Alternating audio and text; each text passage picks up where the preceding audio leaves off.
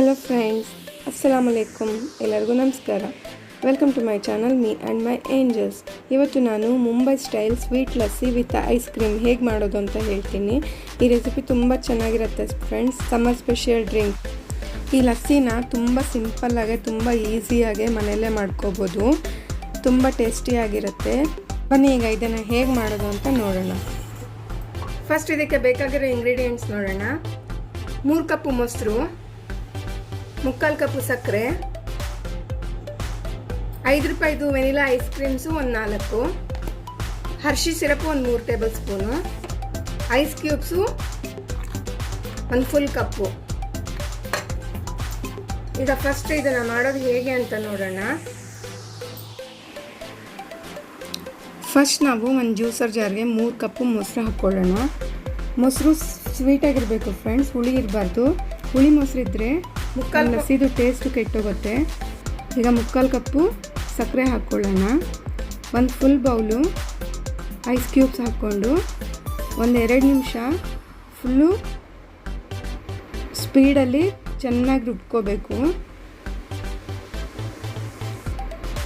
ನೋಡಿ ಈ ಥರ ಇರುತ್ತೆ. ಫುಲ್ ಹೈ ಸ್ಪೀಡಲ್ಲಿ 2 ನಿಮಿಷ ಚೆನ್ನಾಗಿ ರುಬ್ಕೊಂಡ್ರೆ ಈ ರೀತಿ ನೊರೆ ಆಗಿ ಬರುತ್ತೆ. ನಿಮಗೆ ಇಷ್ಟು ನೀರು ಬೇಡ ಅಂದರೆ ಐಸ್ ಕ್ಯೂಬ್ ಸ್ವಲ್ಪ ಕಡಿಮೆ ಹಾಕ್ಕೊಳ್ಳಿ. ಈಗ ಇದನ್ನು ಸರ್ವ್ ಮಾಡ್ಕೊಳ್ಳೋಣ.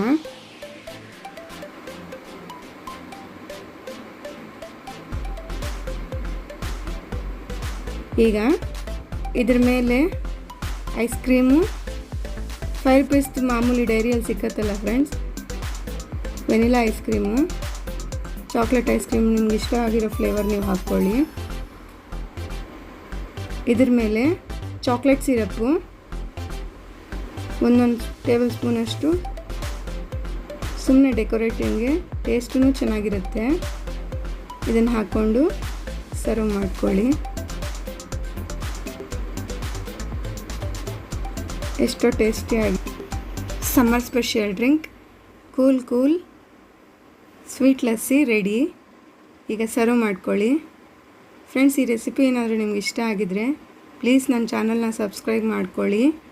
ಲೈಕ್ ಮಾಡಿ, ಶೇರ್ ಮಾಡಿ, ಕಮೆಂಟ್ ಮಾಡಿ. Thanks for watching my channel.